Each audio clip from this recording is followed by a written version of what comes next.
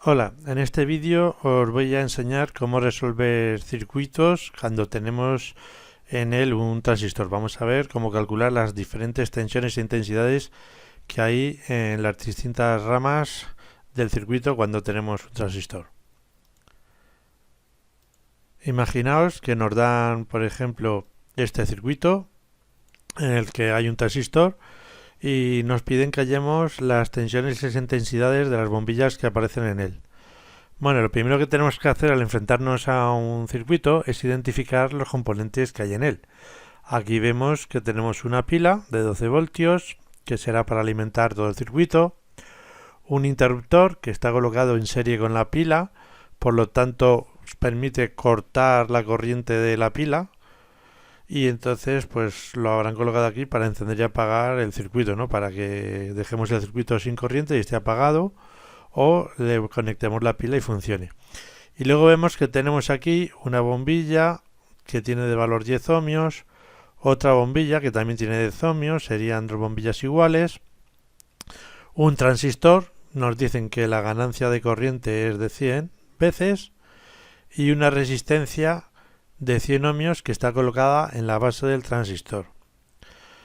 Bien, una vez que ya tenemos identificados los componentes, lo que tenemos que ver cuando se trata de un transistor es observar la patilla más importante del transistor, la patilla que gobierna su funcionamiento, la que manda sobre cómo se debe de comportar. Ya sabéis que los transistores tienen tres zonas de trabajo. Pueden estar apagados, que es la zona que llamamos en corte, o pueden estar en corriente en la zona activa, o pueden tener también corriente en la zona de saturación. Y para pasar de una zona a otra, lo que hay que observar es si tienen corriente o no por la patilla más importante, que es la de la base.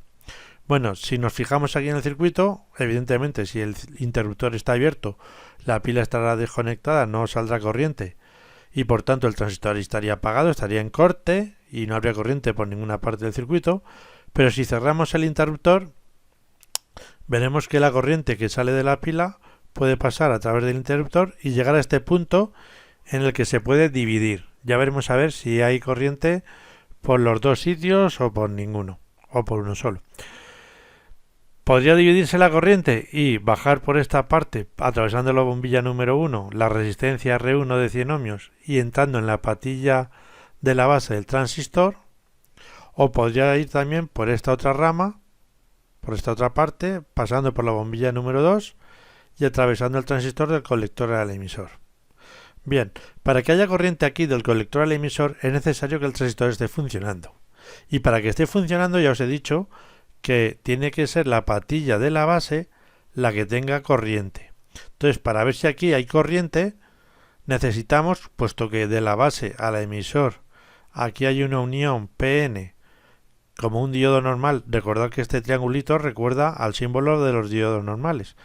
Pues bien, de la base al emisor necesita un transistor de silicio 0,7 voltios. Si tiene esos 0,7 voltios o más, sí que funcionaría, pero si tiene menos o está en contra a la polaridad, no funcionaría. Entonces, observamos la pila que el positivo vendría a través de esta rama de B1 y R1 hacia la base, con lo cual aquí en principio, si ponemos 12 voltios, tenemos tensión suficiente para que funcione el transistor. En realidad no van a llegar 12 voltios porque como vemos tenemos la bombilla 1 y la resistencia R1 que están en serie con el transistor, con la base del transistor, con lo cual la tensión se la van a repartir entre los tres. Pero ya podemos ver que efectivamente va a haber una corriente de base que va a salir de la pila y va a entrar al transistor. Y si hay corriente por la base, va a haber por tanto también una corriente por el colector y la suma de las dos corrientes que entran tiene que salir por el emisor. Entonces, en principio sí que estaría funcionando el transistor, puesto que le estamos dando a la base 12 voltios, aunque luego por el camino perdamos unos cuantos. Entonces vamos a empezar por el circuito de la base del transistor, lo que llamamos la malla, ¿no? La malla es un circuito cerrado. Vemos que la corriente sale de la pila, pasaría por B1, por R1, entraría por la base del transistor, saldría por el emisor y volvería a la pila. Entonces este circuito cerrado se llama malla. Sería la malla de la base del transistor. Entonces, si observamos, veremos que la bombilla B1, al pasar la corriente va a absorber unos pocos voltios. Como está en serie con R1, esa misma corriente al pasar por R1 también producirá en R1 una caída de varios voltios, y también está en serie con el diodo que hay desde la base al emisor del transistor, con lo cual esos tres elementos, al estar en serie, se van a repartir los 12 voltios. Sé que en el transistor van a caer 0,7 voltios porque en un diodo normal de silicio esa es la tensión que consume, y la unión de la base al emisor del transistor es una unión PN como la de un diodo normal. Entonces sé que hay ahí 0,7 voltios. Entonces lo que tengo que hacer es plantear la ecuación de ese reparto de tensiones. Tenemos que los 12 voltios de la pila se van a gastar en la tensión de la bombilla 1, la tensión de la resistencia R1 y la tensión que va a haber en el transistor desde la patilla de la base a la patilla del emisor. Esas tensiones las puedo poner como dice la ley de Ohm, multiplicando la intensidad por la resistencia. Como la intensidad que va a pasar por B1 y por R1 es la misma que entra por la base del transistor, le vamos a llamar a esa intensidad de la base, I sub B. Entonces, en la bombilla 1, la tensión en voltios, según la ley de Ohm, será igual a multiplicar esa I por su resistencia. En R1 pasará exactamente lo mismo. Según la ley de Ohm, los voltios que quedarán en R1 será el producto de multiplicar su intensidad por su resistencia. Y en el caso del transistor, que ahí no puedo aplicar la ley de Ohm porque no sabemos qué resistencia tiene el diodo internamente, aparte que no es una resistencia únicamente, ahí también hay una caída de 0,7 voltios, sí que podemos decir que esa tensión es de 0,7 voltios, porque la resistencia de un diodo en conducción la vamos a suponer prácticamente cero. En cuarto de la ESO la vamos a despreciar y no la vamos a tener en cuenta. Entonces vamos a suponer siempre los diodos como diodos perfectos que al conducir gastan 0,7 voltios y ya está. Bueno, pues si ahora sustituimos en la fórmula el valor de las resistencias por los valores que nos han dado, 10 ohmios para la bombilla y 100 ohmios para la R1, vemos que en la ecuación solo tenemos una incógnita, que es la intensidad de la base del transistor. Entonces lo que vamos a hacer es resolver esta ecuación. Como tenemos dos términos multiplicando por la IB, los vamos a agrupar.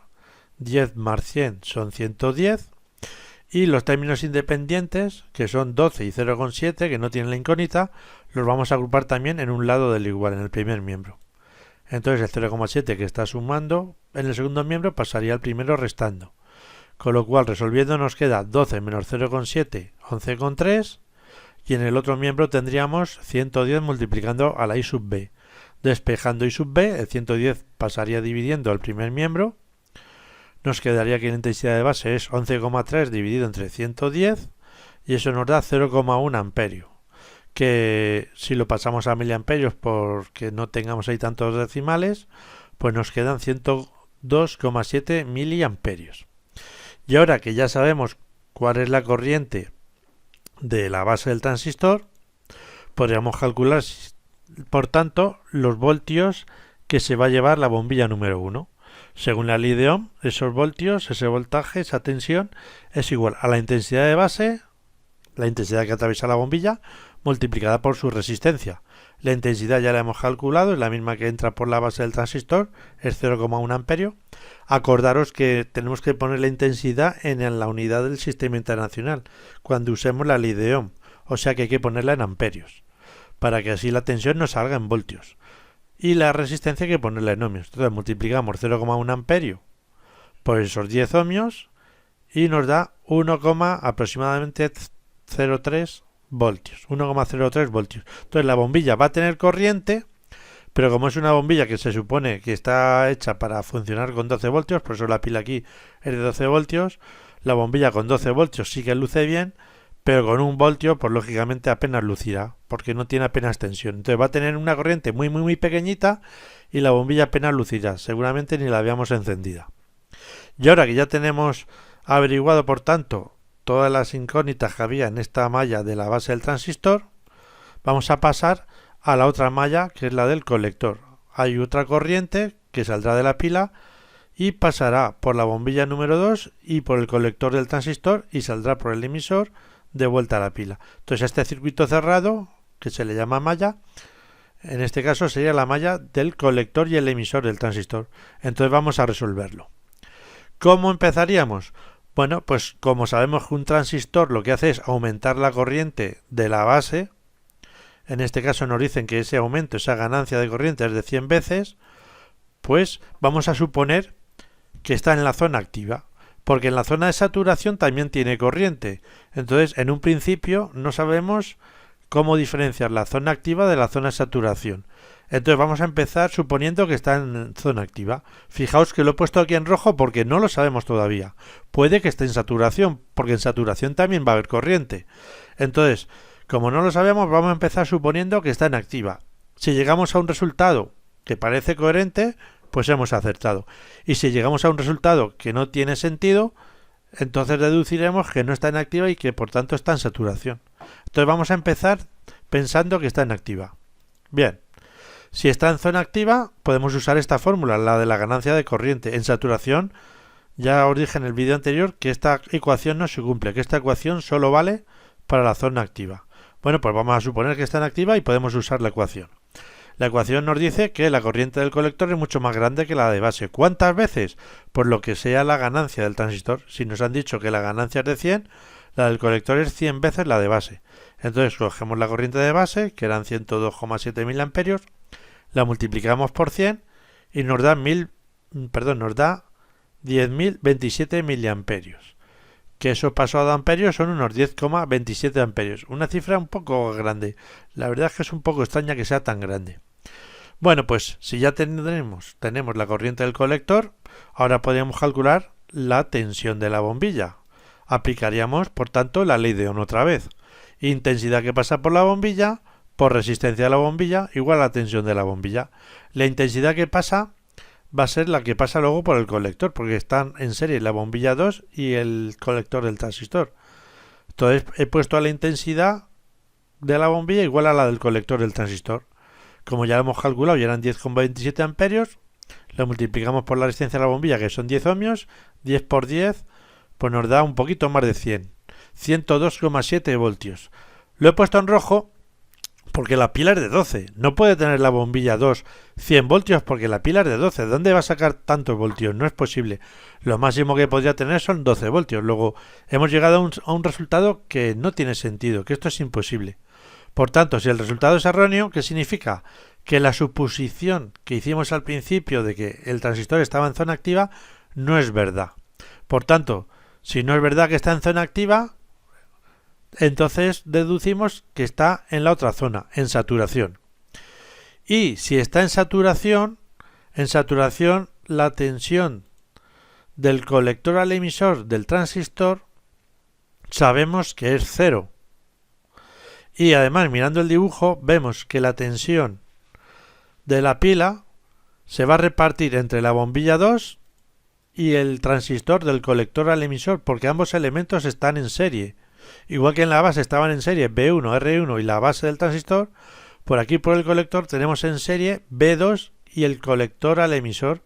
Ese salto de tensión que va a tener ahí entre esas dos patillas están en serie con B2. Entonces los 12 voltios se lo van a repartir entre estas dos zonas.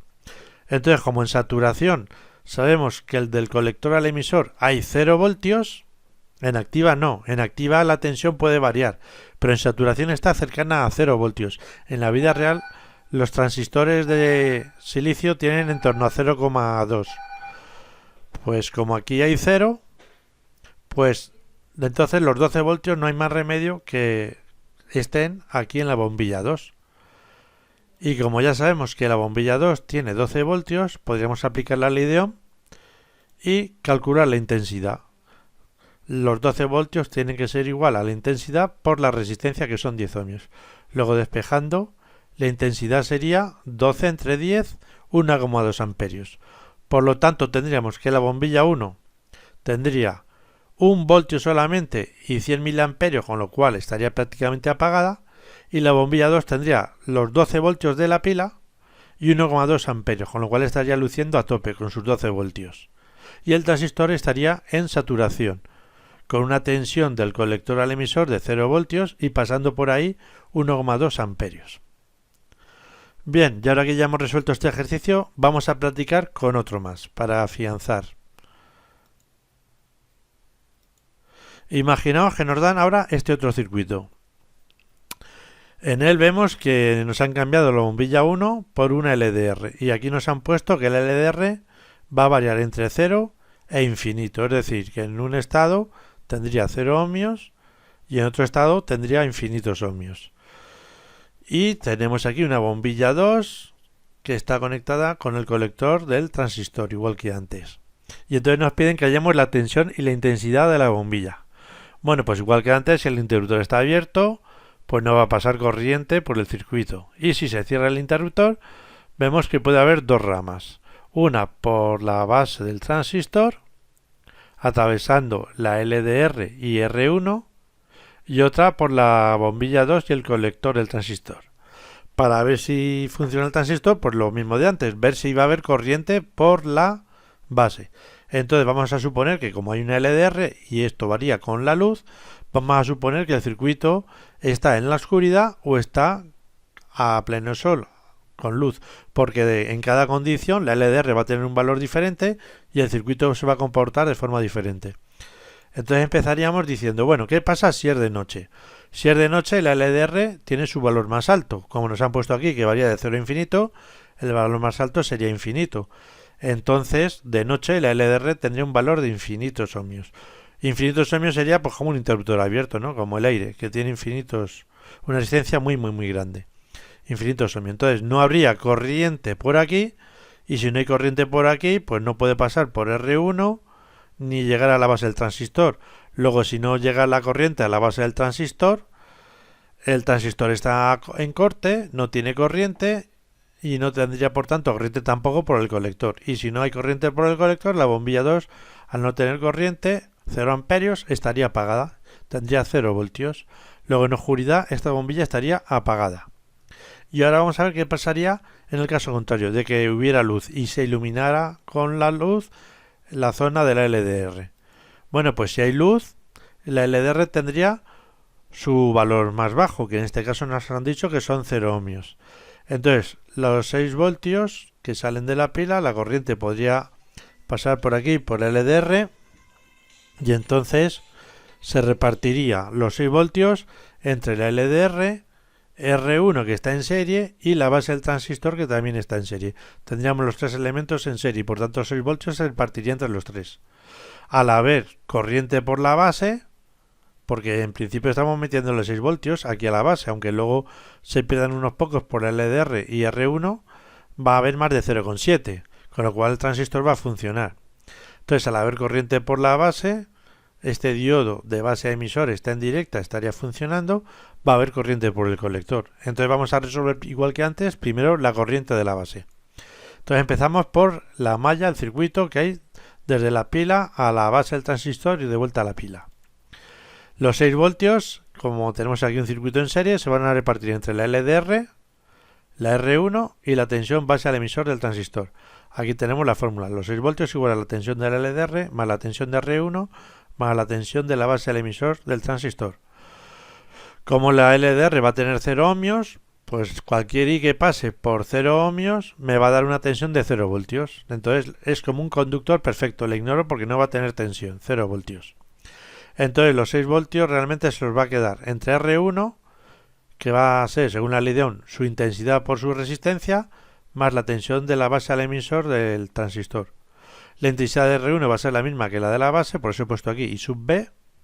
Entonces, si ponemos los números, 6 voltios tiene que ser igual a intensidad de la base por la resistencia R1, que nos han dicho que es 1K2, luego serían 1200 ohmios pasado al sistema internacional. Acordaros que en la ley de Ohm siempre hay que poner las unidades en el sistema internacional. Y la tensión base al emisor, pues 0,7 voltios, como ya sabemos. Entonces, tenemos una incógnita solamente, así que pasamos los términos independientes a un lado de la ecuación, 6 menos 0,7 en un lado, y los términos con la incógnita al otro lado, 1200 por la incógnita, que es I sub B. Despejando, I sub B sería 6 menos 0,7, 5,3 voltios, y el 1200 que está multiplicando pasaría dividiendo, 5,3 entre 1200, 0,0044 amperios, que pasado a 1000 amperios por tener un número un poquito más bonito que no con tantos decimales, pues sería 4,4 miliamperios. Vale, esta corriente es la de la base, 4,4 miliamperios. ¿Qué hacemos ahora? Pues ahora vamos a pasar a la otra malla, la corriente que sale de la pila y pasa por el colector y el emisor y de vuelta a la pila, la malla del colector del transistor. Entonces, igual que antes, vamos a suponer que está en la zona activa. Luego ya veremos si es verdad o no. Si no es verdad, que está en saturación. Y si vemos datos coherentes, es que sí que está en la zona activa. Bueno, pues vamos a empezar suponiendo que está en la zona activa. Si está en zona activa, podemos usar la fórmula de beta, ¿no? De la ganancia de corriente. Multiplicamos la corriente de base por beta, que nos han dicho que son 100 veces, y obtendríamos la del colector. Por lo tanto, usando la ecuación, 100 por 4,4 miliamperios igual a 440 miliamperios para la corriente del colector. Esa corriente del colector pasaría por B2, porque está en serie con el colector del transistor. Así que si sabemos la corriente que pasa por la bombilla B2, podríamos, según la ley de Ohm, calcular su tensión. Así que multiplicamos la intensidad, que es 0,44 amperios. Acordaros que en la ley de Ohm hay que poner las unidades en el sistema internacional, hay que pasar la corriente de miliamperios a amperios. 0,44 amperios multiplicado por la resistencia, que nos han dicho en el dibujo que son 10 ohmios, pues 0,44 por 10, 4,4 voltios, que tendría la tensión de la bombilla 2. ¿Es posible que la bombilla 2 tenga 4,4 voltios? Pues sí, es perfectamente posible, porque la pila es de 6, no hay ningún problema en que tenga un poco menos. Entonces, si tiene 4,4 voltios, ¿dónde está el resto de la tensión? Bueno, pues como la bombilla 2 está en serie con el transistor, con la patilla del colector y la del emisor, pues los voltios de la pila se van a dividir entre B2 y el transistor del colector al emisor. Aquí tengo la ecuación, 6 voltios igual a la tensión de la bombilla más la tensión que tiene el transistor del colector al emisor. Entonces la tensión del colector al emisor sería, haciendo una resta, 6, que es la total, la de la pila, menos la que se lleva la bombilla, que es 4,4. 6 menos 4,4, 1,6 voltios. Eso es perfectamente posible, ¿no? Es una tensión que está por debajo de la tensión de la pila. Como el colector al emisor tiene 1,6 voltios, está en la zona activa. Luego no está en saturación, porque en saturación tendría 0. Así que tenemos que los 6 voltios se reparten en 4,4 para la bombilla 2 y 1,6 para el transistor, con lo cual el transistor está en la zona activa. En la zona activa el transistor del colector al emisor va a tener una tensión que está entre 0 y la de la pila. Si fuera 0 estaría en saturación y si fuera la de la pila estaría en corte, porque la bombilla no tendría entonces corriente, no tendría tensión. Como es 1,6, está entre medias de 0 y 6, es que está inactiva. Y la bombilla pues está gastando 4,4 voltios y 440 miliamperios. Como no tiene 6 voltios no va a lucir a tope, pero tiene 4,4, con lo cual sí que tiene brillo. Tendría un poquito menos de brillo del máximo, pero estaría luciendo. Pues esto es todo, así es como se resuelven los circuitos. Siempre empezáis analizando la corriente de la base y si veis que sí que pasa corriente sin problemas porque el diodo está a favor, pues lo resolvéis aplicando el divisor de tensión, el divisor de voltios, calculáis con la ley de Ohm la corriente, luego aplicáis la ganancia para hallar la corriente del colector suponiendo que está inactiva y si llegáis a un dato que sea incorrecto, pues es que está en la zona de saturación y si no, como en este caso, es que está inactiva y resolvéis con la ley de Ohm las corrientes o las tensiones que os falten. Y esto es todo. Practicad, que os he dejado en el aula virtual una serie de ejercicios con la solución y que se os dé bien.